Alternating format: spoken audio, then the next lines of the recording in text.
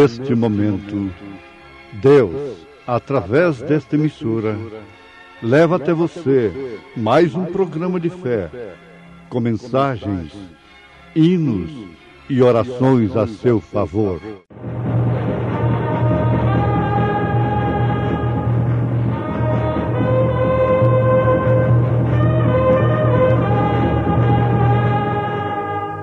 Fé para vencer.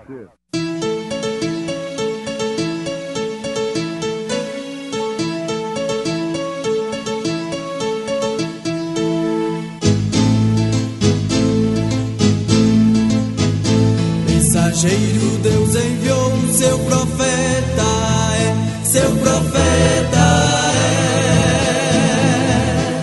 é. Este som de alarido retumbando está. E as águias de Deus, já voando estão.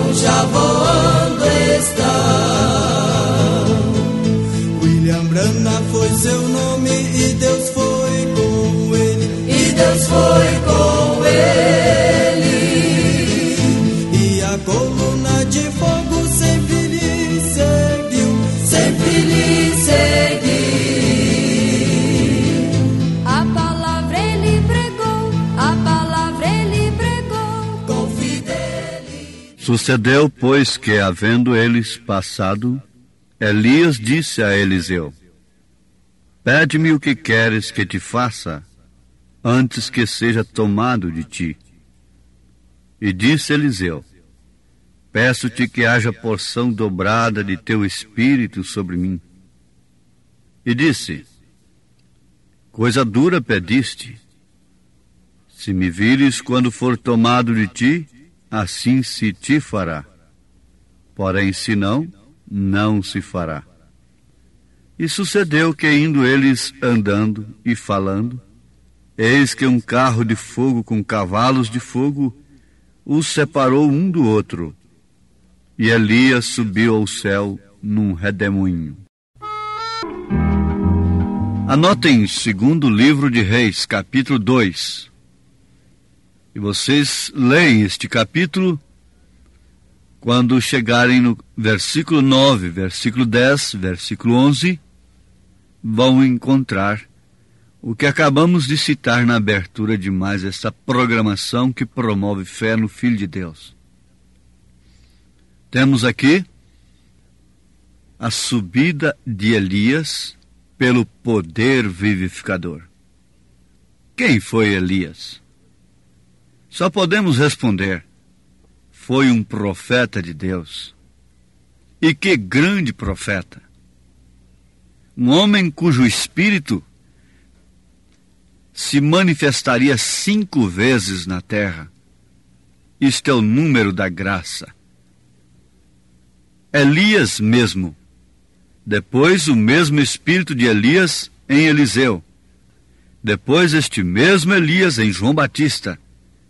E logo, na sua 4ª manifestação, Elias para nós, que viria converter os nossos corações à fé apostólica. É o que nós temos vos apresentado e estamos vos oferecendo a sua mensagem. Essa é a 4ª manifestação.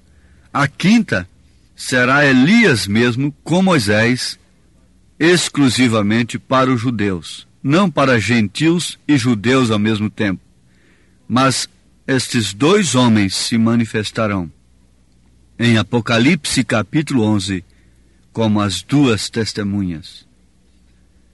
Sim, Elias foi aquele grande profeta que em seu dia deu duro contra as mulheres que pintavam a face, a essas Jezabéis, deu duro contra os Acabes. Ele se pôs firme até que ao fim parecia que não havia ninguém junto com ele. Ele repreendeu, desafiou e se manteve firme com a palavra de Deus. Deus havia cuidado dele e lhe havia ajudado em toda a ocasião. E um certo dia, ele se cansou. Ele estava cansado e disse: estou envelhecendo muito. Já não posso continuar. Parece que dizem que era já como que de 90 anos. Tinha tantos anos e ainda estava caminhando. Porém, estava tão cheio do poder vivificador que, sabe o que fez? Olhou ao outro lado do Jordão e disse: ó Deus, eu quase posso ver o outro ribeiro. Você também pode ver, meu ouvinte? Estás cansado? Estás cansada? Olhe para o outro lado do Jordão. Esta mensagem vem para te mostrar o outro lado do Jordão. Como pode você pensar alcançar os céus, um lugar de delícias, que não se podem descrever com palavras humanas, deitado em berço esplêndido, enquanto outros navegam em mares de sangue? Ele estava tão cheio do poder vivificador, até o ponto em que viu um carro parado ali. Viu o carro de fogo e os cavalos de fogo que estavam amarrados junto a uma árvore.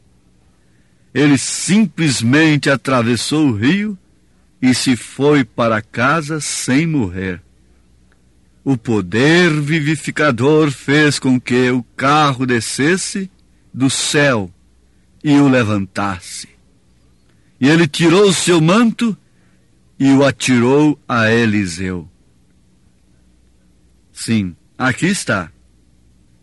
Ele simplesmente atravessou o rio e se foi para casa sem morrer. Isto fala daquele crente fiel. Isto fala desta mulher fiel ao Senhor Jesus, que atravessa esse rio sem morrer, na vaidade, nos delitos, no pecado, no engano religioso. Mas isto fala também daquilo que São Paulo, pelo Espírito Santo, nos garante na sua primeira carta aos Tessalonicenses, capítulo 4. Ele fala coisa semelhante. Ele fala alguma coisa que é um documento que haverá alguns que não provarão da morte. Vejam o que está escrito em 1 Tessalonicenses capítulo 4, a partir do verso 13. Não quero, porém, irmãos, que sejais ignorantes acerca dos que já dormem, para que não vos entristeçais como os demais que não têm esperança. Porque se cremos que Jesus morreu e ressuscitou, assim também aos que em Jesus dormem, Deus os tornará a trazer com ele. Dizemo-vos, pois, isto pela palavra do Senhor, que nós, os que ficarmos vivos para a vinda do Senhor, não precederemos os que dormem. Porque o mesmo Senhor descerá do céu com alarido. É a mensagem que você está ouvindo. Alarido. E com voz de arcanjo, e com a trombeta de Deus, e os que morreram em Cristo ressuscitarão primeiro. Depois nós, os que ficarmos vivos, seremos arrebatados juntamente com eles nas nuvens, a encontrar o Senhor nos ares. Assim estaremos sempre com o Senhor. Portanto, consolai-vos uns aos outros com estas palavras. Isso está em 1 Tessalonicenses, capítulo 4, a partir do verso 13. Estaríamos vos apresentando alguma coisa muito mais importante do que dinheiro, do que mesmo a saúde do físico? Sim, perfeitamente. Se você é um filho de Deus, você atina para isso, porque isso é o reino de Deus que deve ser buscado em primeiro lugar. e depois as outras coisas nos serão acrescentadas. Paulo diz aqui em 1 Coríntios capítulo 15, verso 51, eis aqui vos digo um mistério, na verdade nem todos dormiremos, mas todos seremos transformados, num momento, num abrir e fechar de olhos, ante a última trombeta, porque a trombeta soará e os mortos ressuscitarão incorruptíveis e nós seremos transformados. 1 Coríntios 15, 51, 52. Agora notemos, Elias simplesmente atravessou o rio.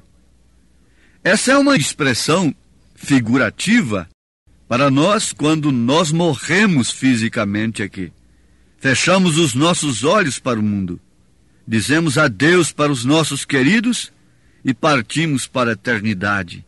Isto quer dizer, atravessamos o rio e fomos para casa.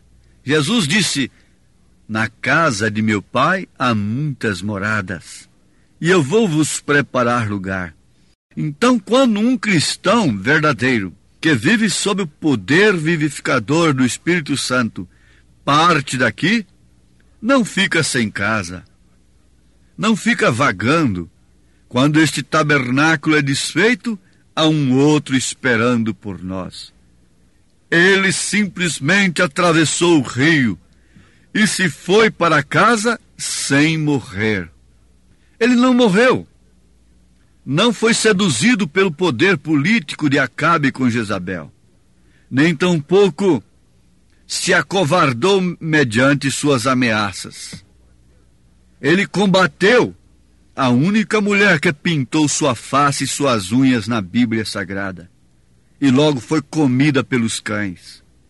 Foi uma mulher que odiou o profeta de Deus. Foi uma mulher que não podia receber uma mensagem como esta. Ela teria ódio da mensagem que eu estou vos pregando, Jezabel, mas te garanto que Maria não teria ódio desta mensagem. Uma igreja que odeia esta mensagem é uma Jezabel pintada. Ela odeia a mensagem de Elias. E ela quer fechar a sua boca. Mas veja se a mensagem de Elias foi odiada por 7.000 que não se prostraram diante de Baal. Não. Aqueles amaram a mensagem. Essa mensagem está sendo amada, recebida por estes que não estão prostrados diante desta estátua de Baal do século XX.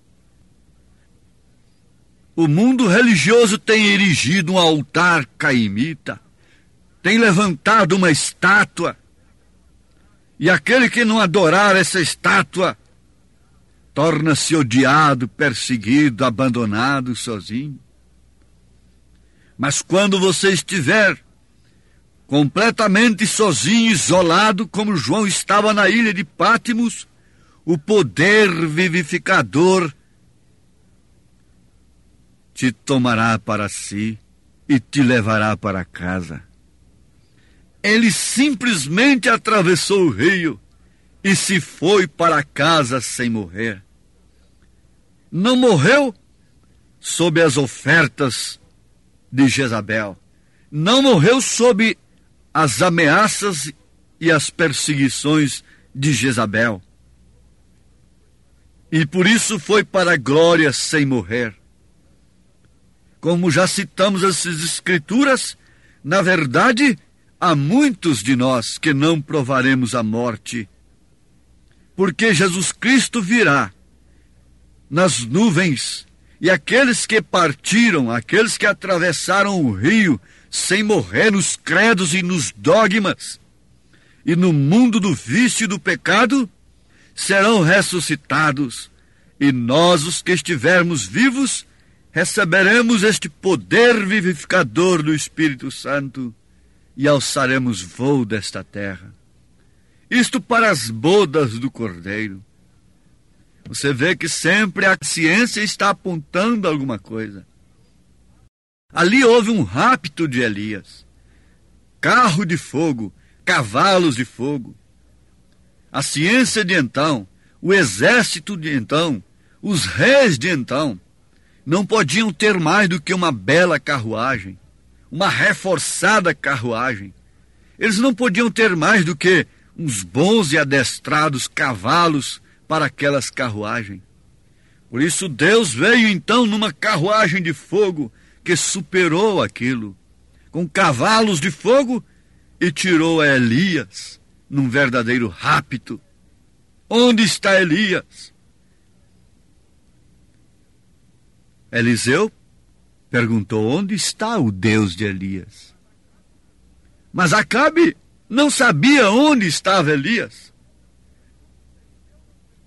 Eliseu não perguntou por Elias, mas Acabe procurou Elias. Não sabia onde estava Elias. O mundo não sabe onde estamos. Sim, meus amados, você vê agora que estão aí esses satélites. A ciência pode jogar um homem daqui para o outro lado da Terra, num supersônico. A ciência pode jogar um homem lá na Lua, num satélite da Terra, através de uma nave, uma espaçonave. Deus sempre supera. Deus sempre tem algo a mais.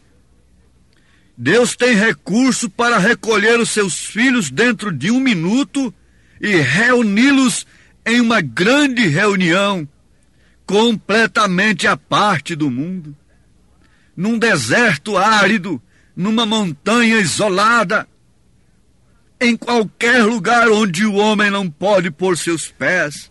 Deus pode reunir os seus filhos a qualquer instante, porque Ele tem veículo para isto, que supera o supersônico, que supera a nave que sai da órbita da Terra. Deus tem o poder vivificador, que o mundo, que a ciência não pode entender, não pode descrever, porque isso foi escondido aos sábios entendidos, porém revelado aos pequeninos, aqueles que podem atravessar o rio sem se dobrarem diante da estátua de Baal, sem se acovardarem diante da ameaça de Jezabel, nem tampouco serem atraídos pela sua beleza artificial. A igreja está com a beleza artificial. Nunca se empregou tanto dinheiro em beleza, com pretexto de que devemos dar o melhor para o mestre.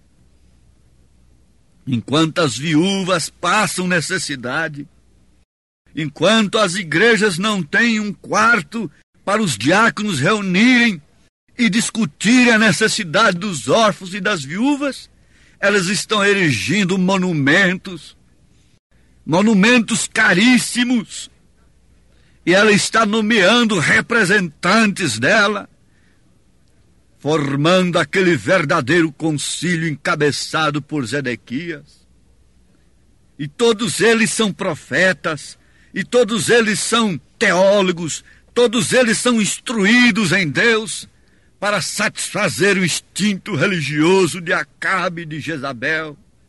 Porém há um Elias à parte, porém há 7.000 separados, que têm que reconhecido que só o Senhor é Deus. Só o Senhor é Deus, e só o Senhor pode nos atravessar o rio e nos levar para a sua casa. Eliseu sabia disto, e por isso se agarrou a Elias, se agarrou à sua mensagem e desejou sobretudo do seu espírito. Quando disseram para a filha de Herodias pedir, o que ela pediu?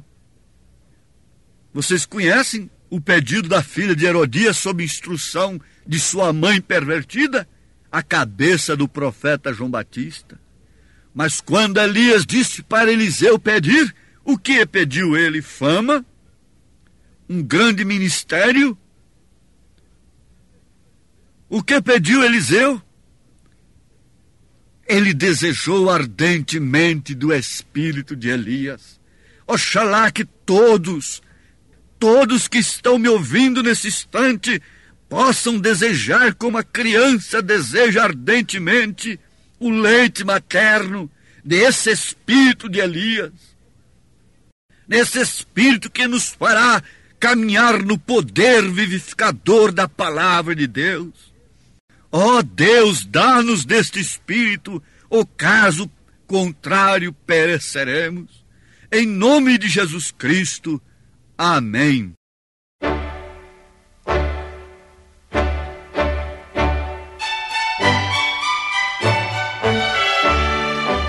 Ouvintes, escreva-nos pela caixa postal de número 15.020, 15020, CEP 74.501-970, Goiânia, Goiás. O nosso endereço na internet é www.apalavraoriginal.org.br. Volte a nos ouvir amanhã novamente, neste mesmo horário, nesta emissora, se o Senhor nos permitir, com fé no Filho de Deus, a fé que vence o mundo.